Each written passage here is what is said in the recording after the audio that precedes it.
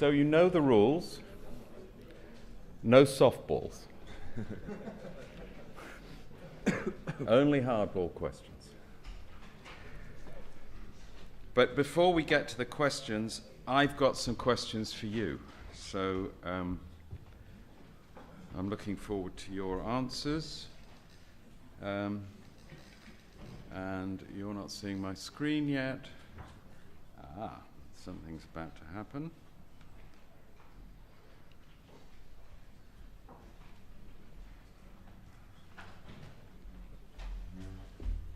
So that's the last slide, almost.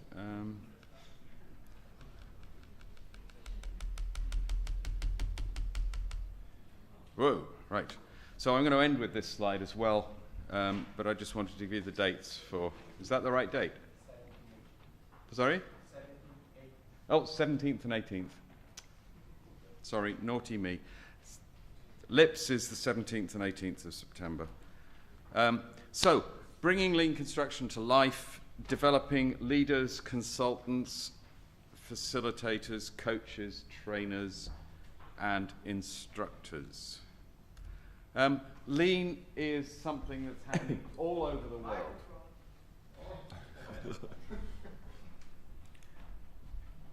Lean is something that's happening all over the world, and the countries in red are countries that I believe have national organizations, and the countries in brown are the countries where there are people doing lean stuff in construction and design and so on. And if you are aware of any gaps in there, please let me know.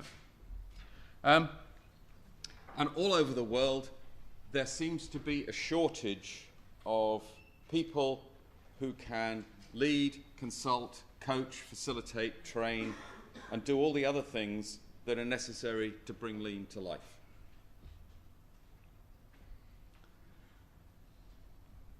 And if that continues, I'm concerned that the advance of lean thinking may stall, or lean is going to get a bad name because incompetent people are going to step into the vacuum that's created, as happened in the UK 15 years ago. There was quite a lot of badge engineering done in lean construction in the late 90s and early noughties of this century. What do I mean by badge engineering? I mean that people took something that they already did that had some superficial similarity to things lean, and they called it lean. And that got lean a really bad name. And that was no service to, if that happened again, that would be no service to the lean community. Because I think in UK, it set things back by probably 10 years. So what is lean construction? This is the definition that Glenn Ballard used at the first Indian Lean Construction Conference in February. Well, it's only last month, isn't it? Right. In Mumbai. A management philosophy defined by the ideal it pursues, the principles it follows in pursuit of the ideal, and the methods used to implement them. And I really like that. And because I think it's as specific as we need to be. What is the ideal? Glenn also gave us that. It's to provide customers, internal and external, with what they need with no waste. Really clear.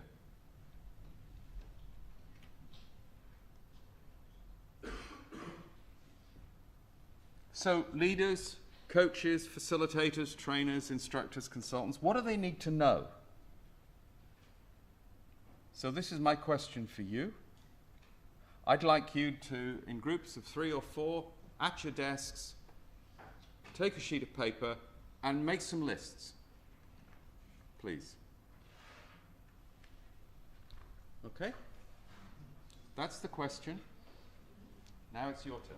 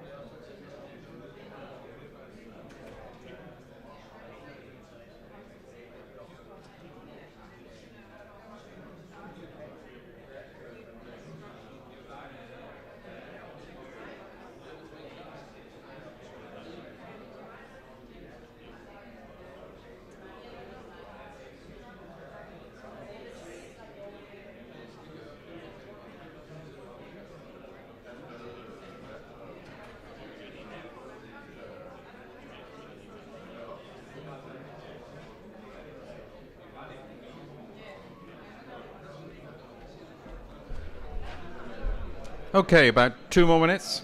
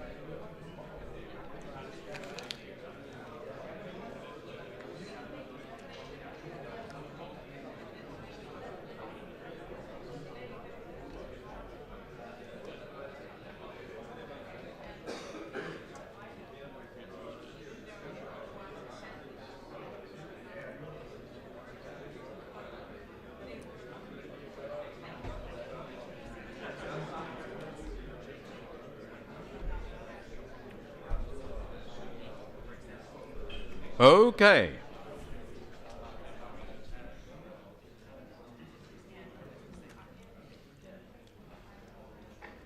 So I'd like to start with the, oh, that's interesting.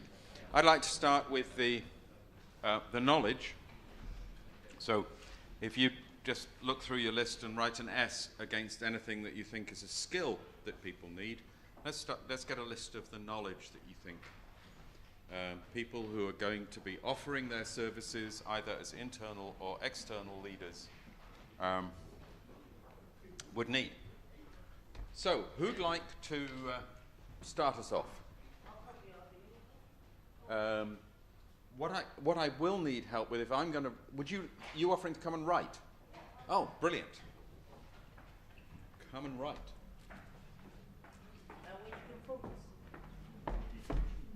Thanks a lot.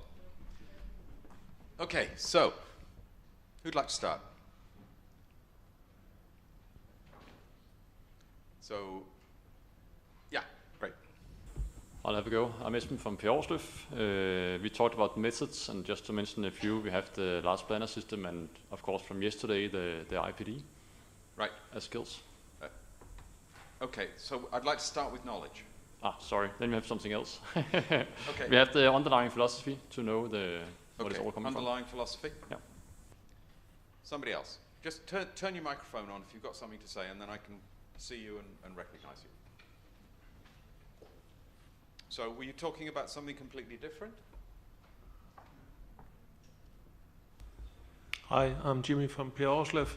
Hello. Your microphone's hidden, right? Obviously, you also need to know something about the customer, what he needs. Okay. Yep, customer needs. Yeah. You need to know about the practice that you're going to implement these methods or tools into. So the practice. It's not enough to know the underlying theory. You also need to know about construction and how construction projects work. So construction. Wait until Christina's. Right, thanks. Customers' workflows. Customer workflows. Yes. Okay. Any other hands? So you have to, I mean, it's knowledge and understanding, but you have to have a good knowledge about the terms. What does the term mean, for example, if you have a look between cooperation, collaboration, partnering, alliancing, what does the term actually mean? Okay. Thank you. Go. So I think, therefore, we need a platform where we could discuss and be clear about the terms. Where you could discuss? And becoming clear about the terms, okay. What we are speaking about. Right. So is the platform something that the individual requires or that needs to be provided for potential individuals? Yes. The second one. The second one. Okay. Right. So that doesn't go on this list.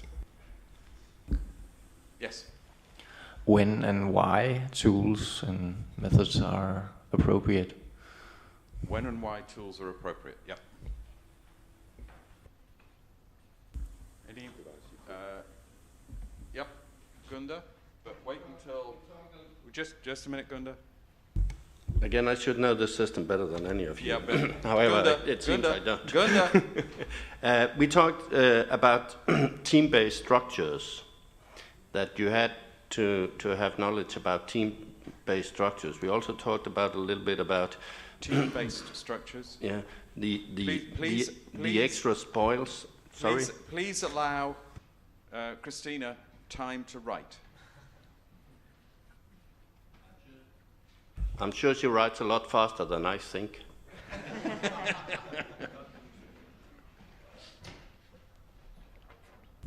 Another thing we talked about was how you split the spoils, the extra spoils, that everyone who is in the process in this integrated production system we're talking a lot about creating value for the customer, and that's a good thing, but everyone else in the process should also see and feel a benefit.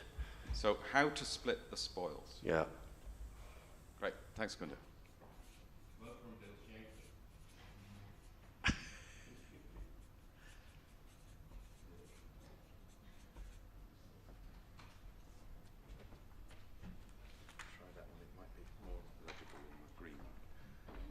Yanni. This might be a little off, but these titles that you have listed on top of these slides, they are not protected titles. So it might a little odd, but what is a coach? They need to know what it is to be a coach. They need to be able to ask the question, why? Okay. And coaches those do not always... both sound like skills rather than knowledge. Oh, you need to have knowledge. You need to have knowledge about what it is being a coach within the lean environment. Okay. Being a coach.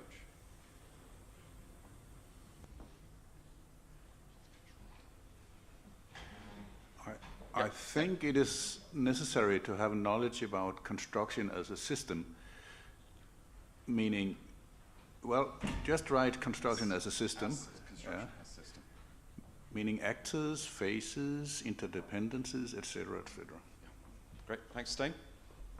Anyone else? Going once, going twice. Yep. So, actually, we did not get to this, but it just occurred to me that if the function of all these leaders, coaches, trainers, instructors, and consultants is to implement and facilitate the lean understanding, the people who are doing that, I think, should also have some sort of knowledge of persuasion or I don't know, preaching or what do you call it, psychology, something, motivation, motivation skills in some sort. Yeah. Great, thank you very much. One moment, Frank.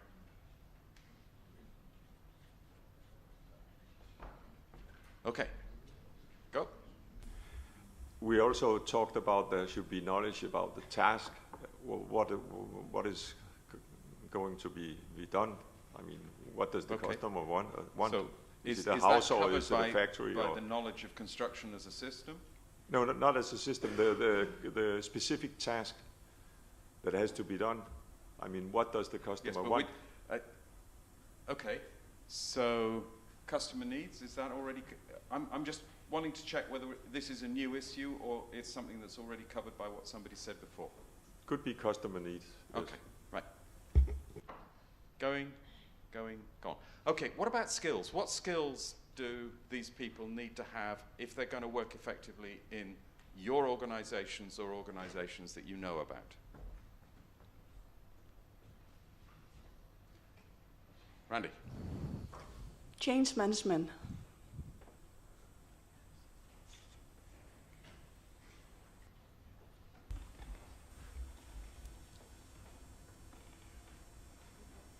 Yanni.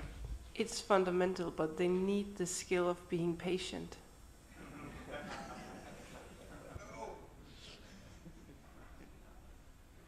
Thank you. People skills. Right. Knowing who you're dealing with and how to deal with them. Yeah. Well, I don't know if we cover it, but willing to cooperate with, you know, other partners and cooperation. Yeah.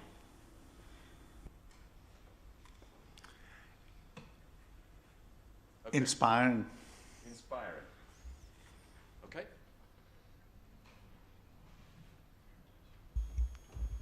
Empathy in the way that to understand the other the team or the persons you are assessing. Did I hear empathy? Empathy, yes. Empathy. Great. Okay, go. The ability to shut up and listen. Shut up and listen. That's a hard one.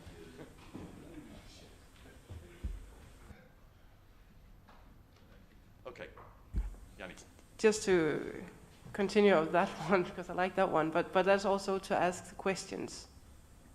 Why are we facing the problems that we are and come to the core of the problems. But that is also to listen instead of talking.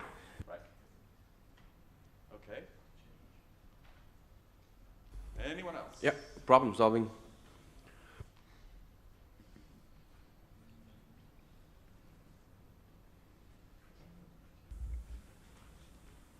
Maybe being in a key position in order to change something. It's related to change management. Is this a skill? Or is, I'm assuming Could this be. person is either an external consultant who's come into your company, or somebody like Karina who's already in your company.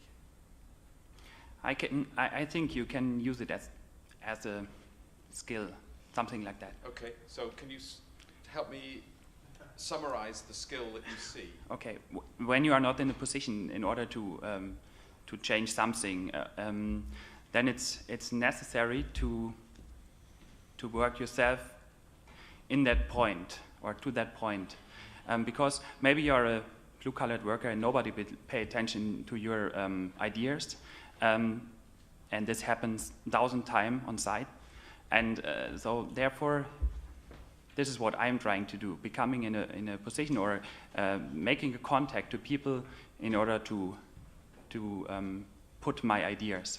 Okay, so it sounds as though influencing when you don't have the power to direct is what you might be getting at. Is that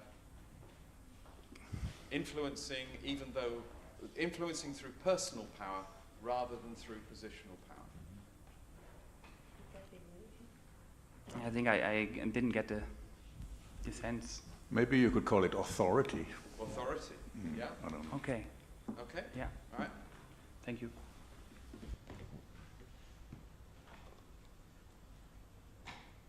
This is really helpful, by the way. Analyzing skills. Analysis.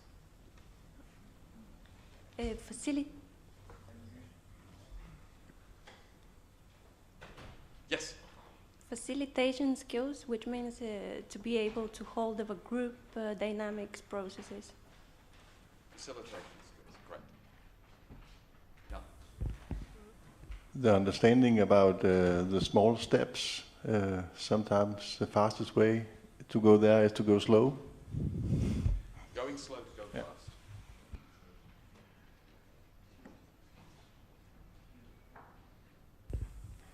Wait. Yeah. Okay, go.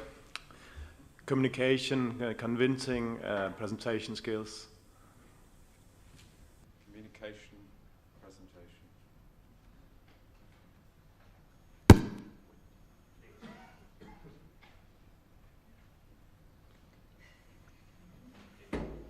Microphone. Negotiation skills. I don't know, it can be put it in one of the already mentioned it. Sorry, I didn't. Negotiation skills. Negotiation, yep. Go. Focus on the task. Skill of focus on the whole. Focusing on the task. Yeah. Going once. Yep. I might want to add to the asking questions. Also being able to challenge the concepts or challenge the habits. Yeah. Oh, yes. Yeah, that's good. Randy, in a moment. Go. Flying a helicopter to keep perspective of the whole supply chain, perhaps. Helicopter.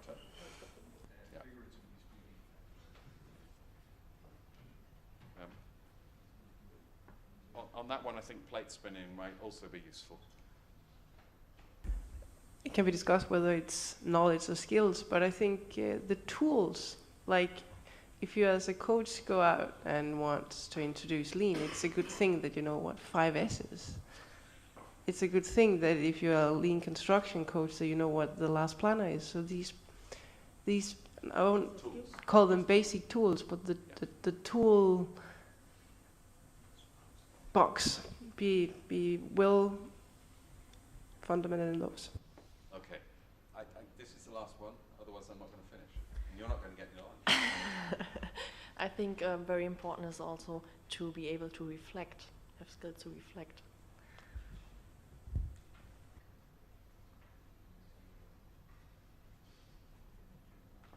So, thank you very much, Christina. You're welcome. Thank you all very much. If you've got any, I don't need to turn this off. If you've got any others on your list, I'd love to have them later.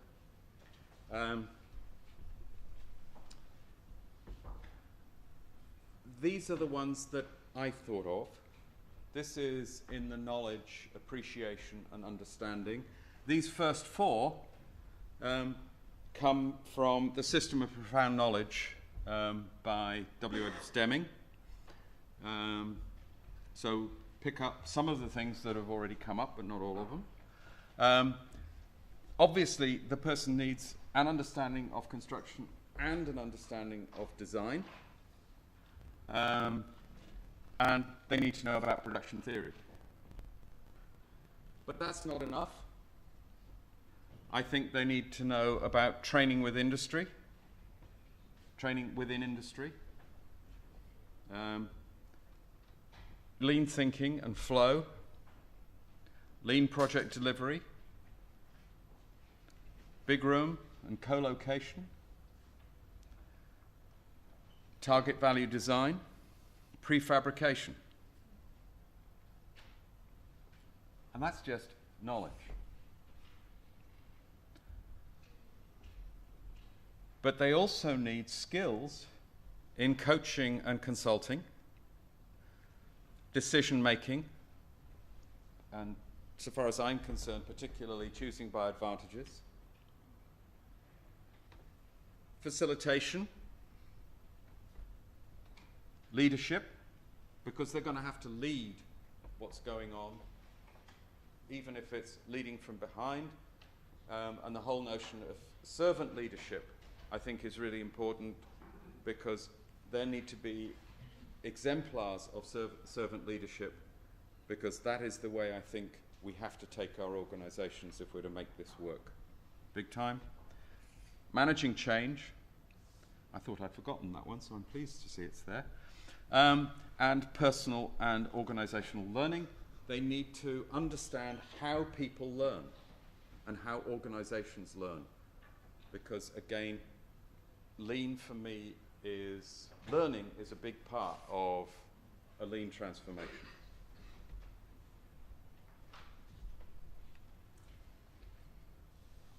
But that's not enough either. They need to know how to map processes, whether it's, whichever way they choose to do it. They need to understand production planning and management, reliable promising, running simulations, training and instructing. They need to be good trainers and instructors. They need to know about Last Planner and the responsibility-based project delivery system, which is a version of Last Planner for design. That's an incomplete list, because there are a number of other things that are really important up here. Empathy, inspiring, juggling. Empathy, inspiring, asking good questions, problem solving. So there are some really good additions to that already long list. So that's why I talk about they need some knowledge, some appreciation, some skills. They're not going to have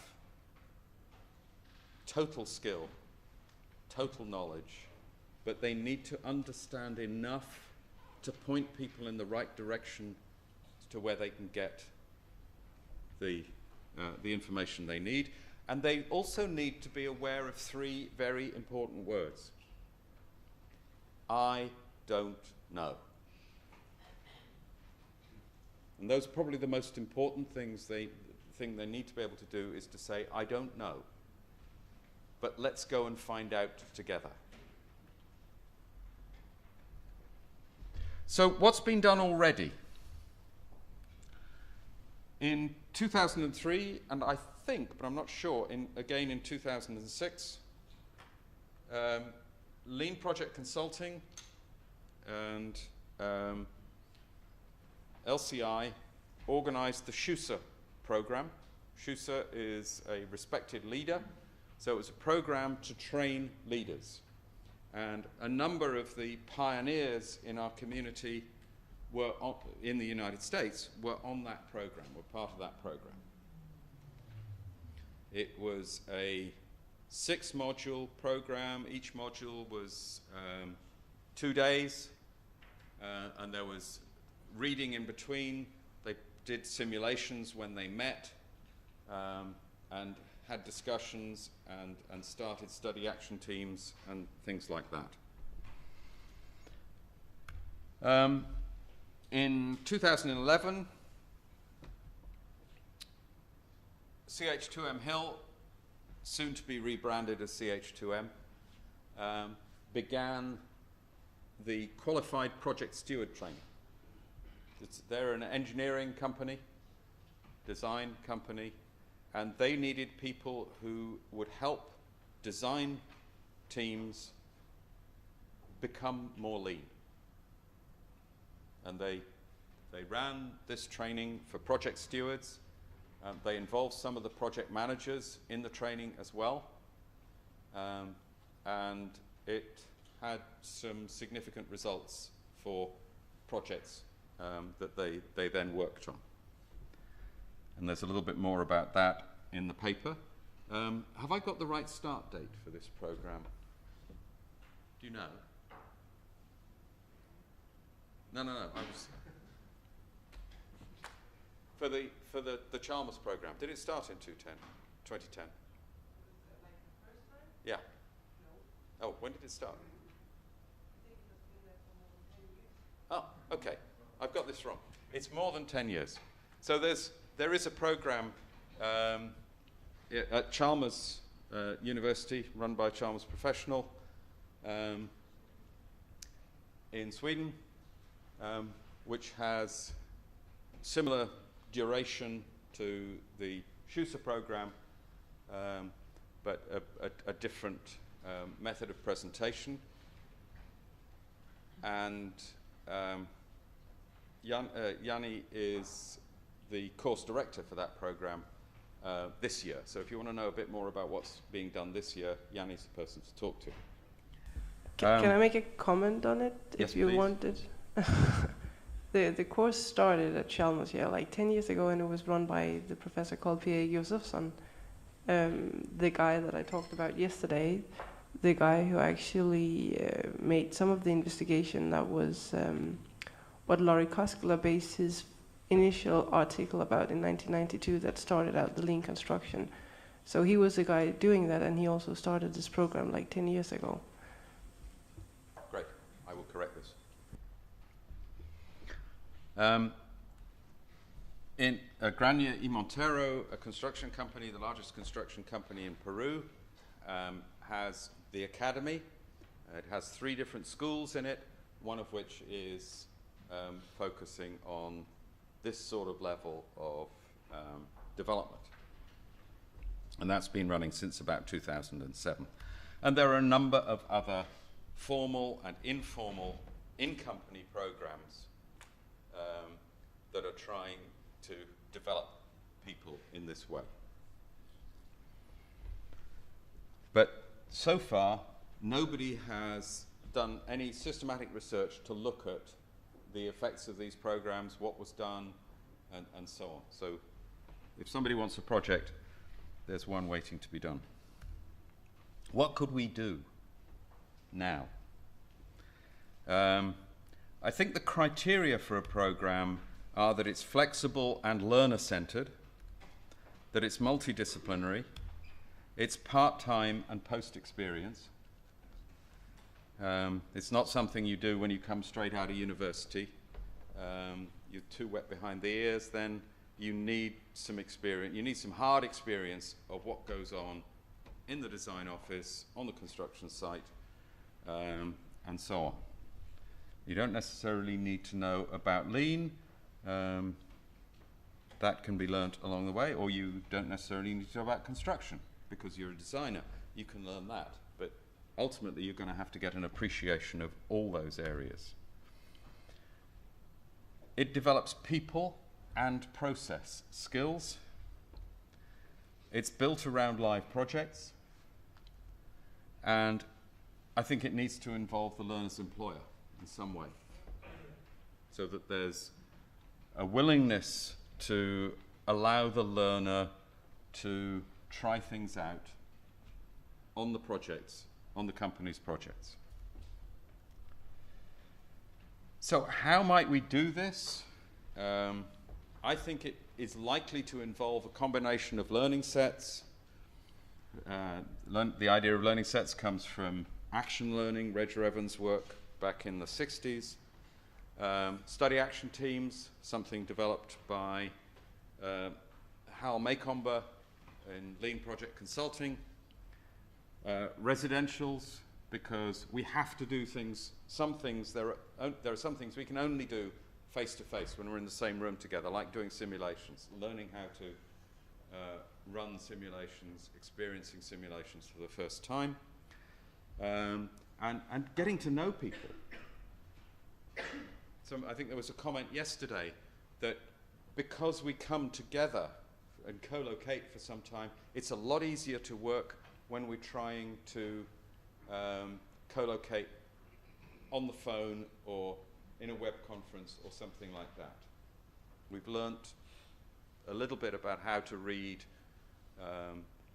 people's faces and signals and so on because we've been in the room with them. And we can then use that when we're online. Learning logs, learning contracts. What do I mean by a learning contract? In a learning contract, a learner describes what she or he wants to learn. So I think, or my vision is that learners will start this process by spending time thinking about what it is that they need to learn. What have they done previously? What do they already know? What do they need to know in order to flesh out the range of experience, and how do they begin that process? So they design their own learning process. And every learner's needs are going to be different. So having a predefined curriculum which everyone goes through is going to be wasteful. And it also means having individual learning contracts means that if you're working in a set, each set member at some point is a coach, a consultant to all the other set members as they take their turn to talk about their progress with their learning, or to talk about how they're progressing with the development of their learning contract. And that, I think, will be supported by communities of practice, webinars, workshops and simulations. And I would expect that there would be some sort of report from each learner about their learning, the breadth of their learning. And that would be a contribution to the community in some way, would enable things to be shared in communities like this as learners talk about what they've got out of the process. So that is as far as I'm going to go with the presentation. It's now your turn to get the hardball out and start pitching. Yeah, Alan is not there to throw the hard balls or the curveballs, so now you have the chance to take revenge. Or to help him in his studies. Anybody got comments or questions? Yeah?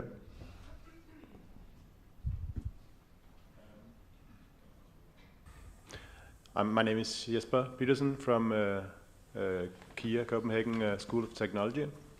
So my question is, what you said is that you need some people finish their course and then some years practice and then they learn lean. Could you imagine that people actually learn some lean at the universities and the DBA courses and stuff like that? If that's what you heard, I didn't make myself clear.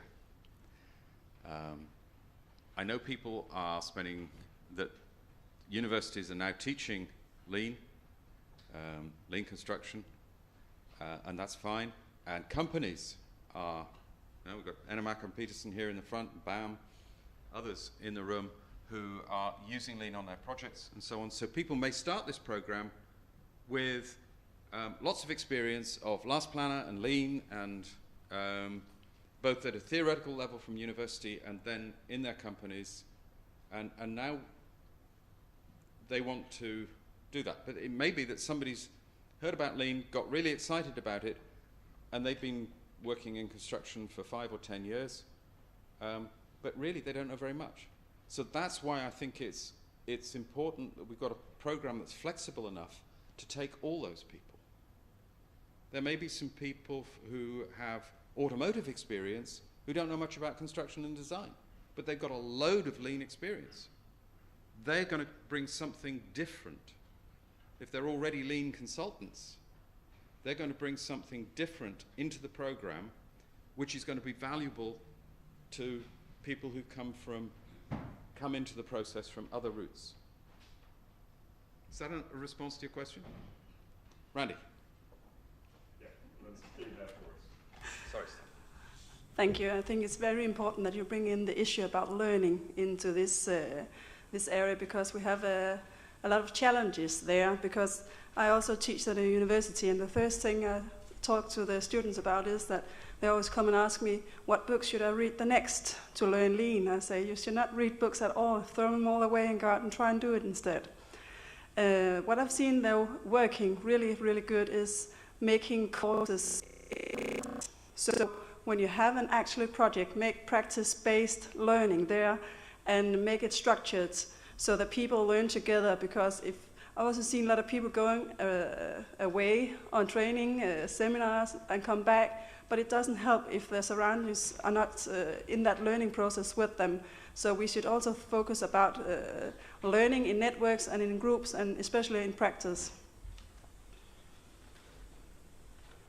I agree, and we need people who can facilitate the learning on the job and facilitate those 10 or 15-minute inputs at the work site which enable the team to move on or facilitate a problem-solving process, so that the team learn how to solve problems on their own and can do it with the next one.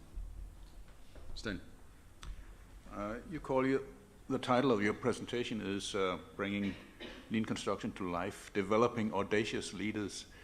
Audacious in Danish, as far as I know, fræk or dristig. Why do leaders have to be audacious?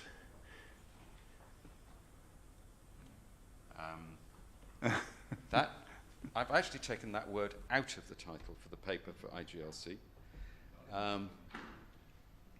But why do they have to be audacious? I believe they have to be audacious because they've got to push the boat out. There is a dominant paradigm that is very, very dominant indeed, and we need people who are audacious to push against that paradigm to help change the language, as we discussed on Wednesday night. That I think, it's people who are really committed and solid and have marshalled all the arguments. Some of the terms that we put on the whiteboard behind you asked for more adaptiveness in the approach of changing leaders that wanted to change things. But audacious is another thing in my mind. But I agree with you that leaders should dare to confront the existing practices, if that's what you meant. Yeah. Yeah, my name is Anders Nordström from Finland. And this is interesting. We have been discussing back home if you could start some kind of course or that we have to have a certain kind of knowledge and skills before you can go in to facilitate. But then we recognize that they have in Sweden, maybe Janni knows about it, they call it partnering ledare. And that's like a roadmap where you have to get the basic skills in one course and then you build on with another course, and at the third one you have become like a partnering later. I don't know so much about it, but I think it reflects what we have been talking about here. I don't know enough about partnering leadership and what's involved, but I would imagine there will be a lot of skills in common. Yeah, I imagine so.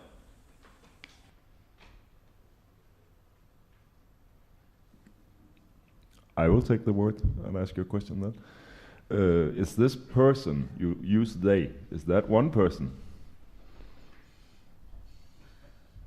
I think we need lots of people around the world. I get calls from various parts of the world saying, can you come and do this, can you come and do that? And I know that Glenn does, I know that others do, I know that David Long does. And there aren't enough people to go around. That's why we need them. It's not about one person, it's about lots of people. But you know, as lean catches on in Denmark, who are the people who speak Danish who are going to be able to go and support all the Danish companies that will want to do this? To elaborate a little, you're talking about knowledge and skills. They need psychology, they need civil engineering skills, they need coaching skills, they need many other skills, which each of them takes 5 years on a university to learn. Is it one person that must have all these skills, or is it something that you have naturally, or how do you become a modern manager then, modern leader? They need some understanding of all these skill areas. But they don't need to be a graduate designer and a graduate civil engineer and a graduate facilitator and a graduate trainer. They need enough to know when they need to go for support and get somebody who really is a specialist, but they've got enough of appreciation that they can take an overview and start joining these various skill areas together. Jan, did you have? Yeah, Jan again. I think it's maybe a more comment like to Randy. It's yes, go out and do it. And we've been talking about in Enemark Petersen these 2 days here. It's not about the tool and not about the methods. It's all about the people, how we are together. So I think people out there, not in here, but out in the big world, they think that lean is the same as to go to the moon, and it's not. It's quite easy, but you have to the people to work together. So and now it's knowledge. In my opinion, we have enough knowledge, but we are afraid of sharing the knowledge. So I think that's a challenge too. It was more a comment, actually. Do you want to re-comment, Alan?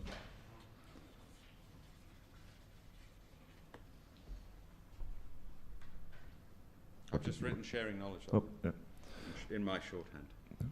Arnaldo?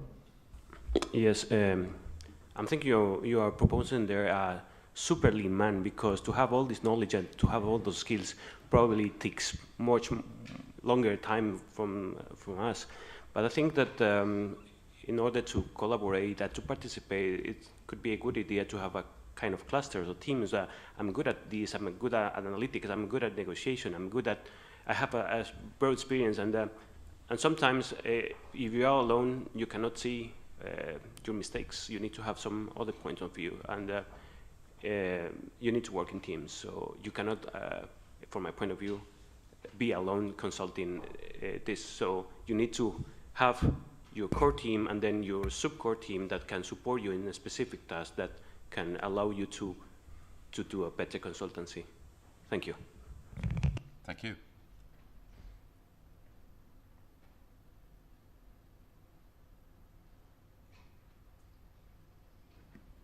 Yep. Yanni.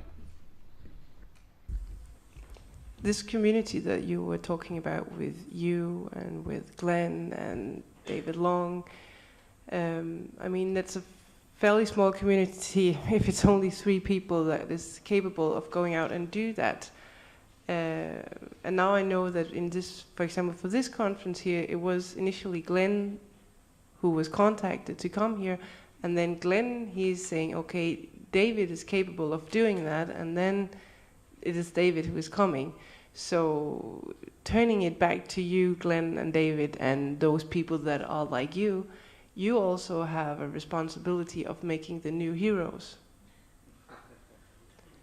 And with that I mean that there are many people that are in the environment of you guys.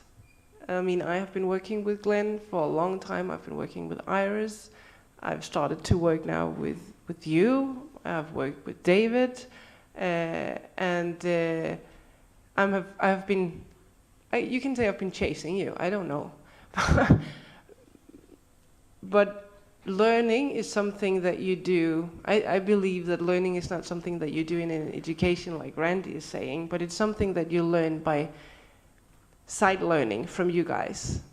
And then when we have done that for some years, then you also have to, as I said, announce the new heroes, because I think that there are a lot of people, like Christina, she's probably one of the new heroes. Annette is probably one of the new heroes. We have a lot of people that are upcoming heroes, but I think everybody turns to you guys because it's still such a new environment, this lean environment. I mean, it all started in 1992, so the lean construction with Larry Koskela. So therefore, you are all still alive. So everybody turns to you because everybody wants the first people that did it to come. So I'm just trying to turn it back to you that you also have a responsibility of making these new heroes. Which is one of the reasons that I'm standing here, talking about this subject, trying to get some agreement about what we want these new heroes to be able, what we want you new heroes to be able to do. And I'm colouring up because I know I don't do all of these things, and I can't do all of these things.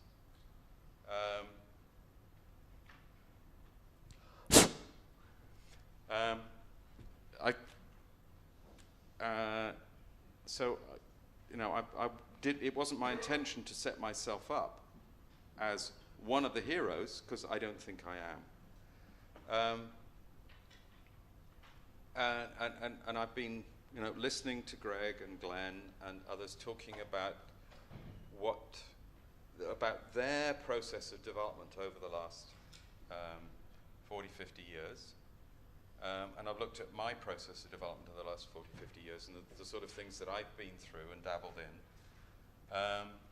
And so it's for me, it's about, you know, maybe just writing the paper and sort of taking these and adding them to what's already in the presentation and saying, these are the kinds of things you need to be paying attention to if you want to become a hero, in your terminology.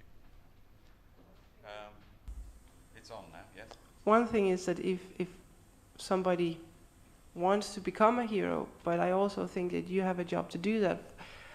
Like, I don't know, Henriette, is she here today? I don't think she's here today. But I think that she's one of the Danish heroes. Is she here? She was. I think she's just Okay. But I think that she's one of the Danish hero within lean construction. And I know Glenn knows her, so she could also have been the one presenting, for example, yesterday. I mean, there are many more heroes of lean construction in Denmark, but and there's a great one sitting just along the road from you, who comes into the same category as Glenn and Greg and Larry and Sven. Gunder.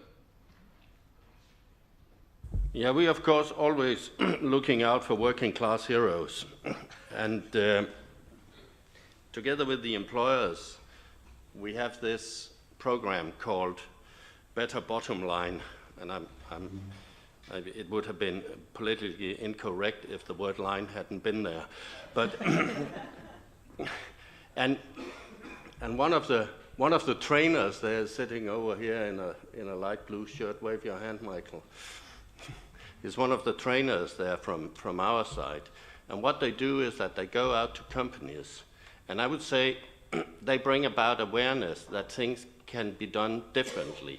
And I think our good friends and colleagues from Enemærke and Peterson, they were ahead of Better Bottom Line, but very much of what we do is actually inspired from what you and other companies have been doing, because it seems that you have said we can do it differently, and we have to bring like the whole value chain in. And your approach is not only top down. I would say it's very little top down. It's very much bottom up.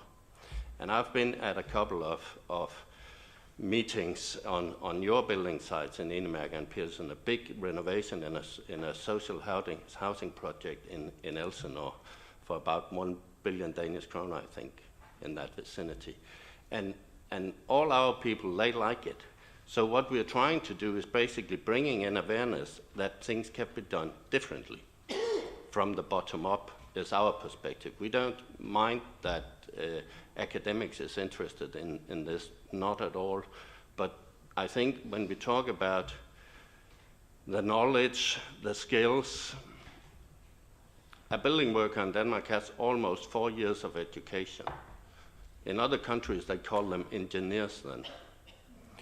And so therefore, I think it's probably more about awareness about how things can be done differently than its lack of skills. Because I can assure you, if you have a gang of carpenters or bricklayers who work under the piece rate, they can plan, they can cooperate, because otherwise they didn't make any money. Thank you. Thank you, Gunder.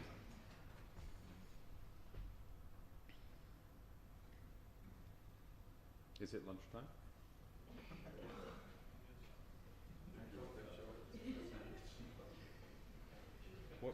What time are we breaking for lunch? We've got 15 minutes more. We've got 15 minutes more. If you want to, but that's because the last one was a little short. Okay. If nobody else wants to talk further about this, then and you're happy now that you're locked in the building, you're happy for me to do so, I'd like to give you a bit of a presentation of Saad Sahan's work.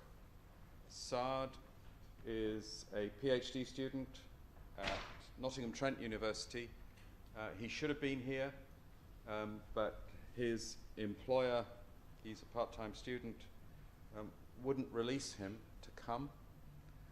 And so he asked me if I would present if it was possible. What Saad is looking at is institutional waste, so process waste that comes from the institutional sources.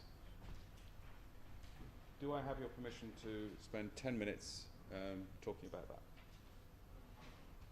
If you put on the microphone and use it. Well, it is on. But then you have to talk into it. I have to talk like this, do I? Okay, right. And please remember that it's the 17th and 18th of September, not as shown up here. I got that wrong. Excuse me.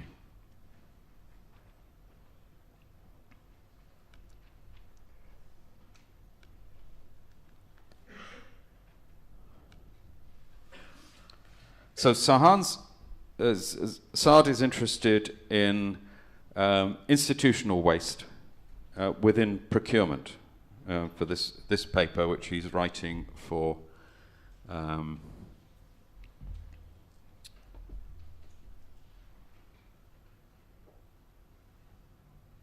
oh shoot, what's happened here? Excuse me.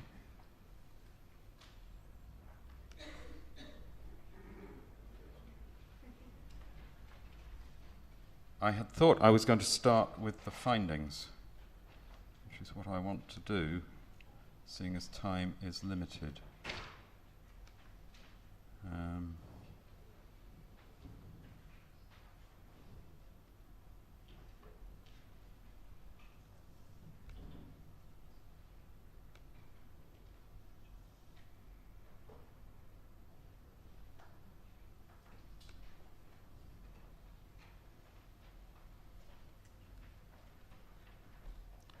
I'm sorry. I think I'm not going to be able to do this.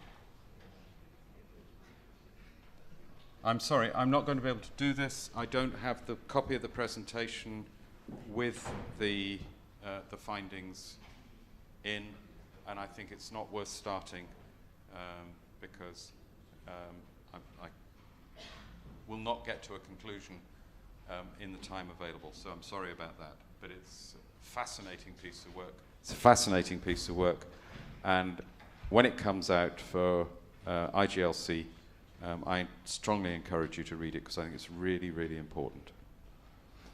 That is all right. We are very happy with what you did, actually. So thank you very much, Anna. Let's give him a hand.